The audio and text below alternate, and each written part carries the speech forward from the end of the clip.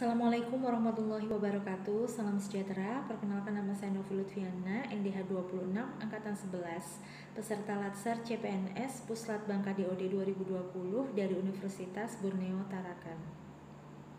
Pada jurnal resume hari ini saya akan mengulas materi terkait anti korupsi yang disampaikan oleh Bapak Muhammad Hari Rahmadi, SPI MM. Korupsi adalah diskresi atau monopoli tanpa adanya akuntabilitas. Kesadaran anti korupsi yang tertinggi akan menyentuh puncak spiritual accountability. Di sini terjadi di mana korupsi tidak hanya mengambil uang negara, tapi juga merusak kehidupan kita. Identifikasi nilai dasar anti korupsi ada 9. Yang pertama jujur, kedua peduli, 3 mandiri, 4 disiplin, 5 tanggung jawab, 6 kerja keras, 7 sederhana, 8 berani, dan yang ke-9 adalah adil. Sifat korupsi ada 2, yang pertama bermotif terselubung, yang kedua bermotif ganda. Bermotif terselubung di sini adalah awalnya semata-mata dikira hanya karena politik, tapi sebenarnya yang diinginkan adalah uang semata. Sedangkan yang kedua tadi adalah bermotif ganda, di sini kebalikannya, di mana di awal dikira hanya karena uang semata, namun sebenarnya adalah ada motif politik. 3 tingkatan korupsi. Yang pertama adalah material benefit, yaitu mencari keuntungan material yang bukan haknya melalui kekuasaan. Kedua adalah abuse of power, yaitu menyalahgunakan kekuasaan. Dan yang ketiga adalah betrayal of trust, yaitu pengkhianatan kepercayaan. Korupsi dapat terjadi apabila ada niat dan perilaku, serta didukung adanya kesempatan, serta lemahnya sistem yang berjalan. Sistem yang kuat akan menggagalkan adanya korupsi. Walaupun ada niat maupun perilaku, apabila sistemnya itu sangat kuat, tidak akan ada kesempatan yang bisa membuat dia korupsi. Namun itu kembali lagi pada diri sendiri, yaitu kesadaran pada diri sendiri untuk tidak melakukan korupsi.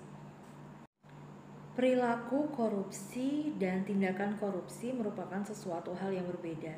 Setiap perilaku korupsi belum tentu merupakan tindakan pidana korupsi.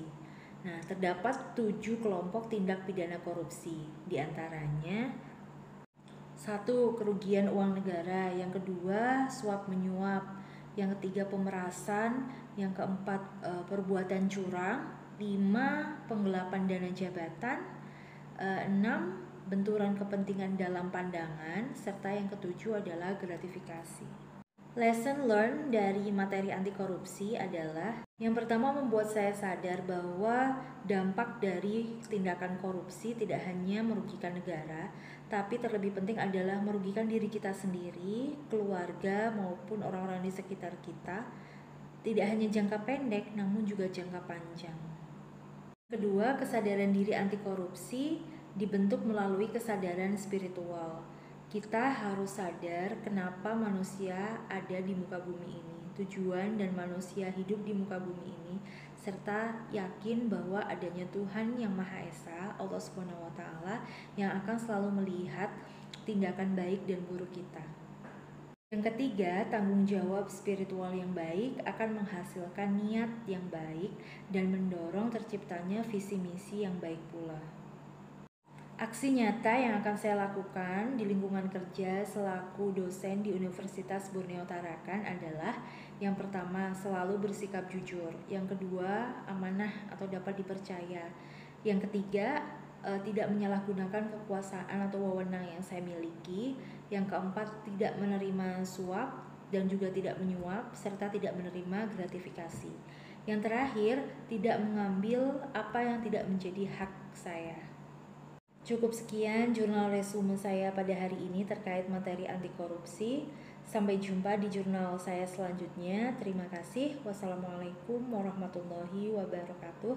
Salam sejahtera.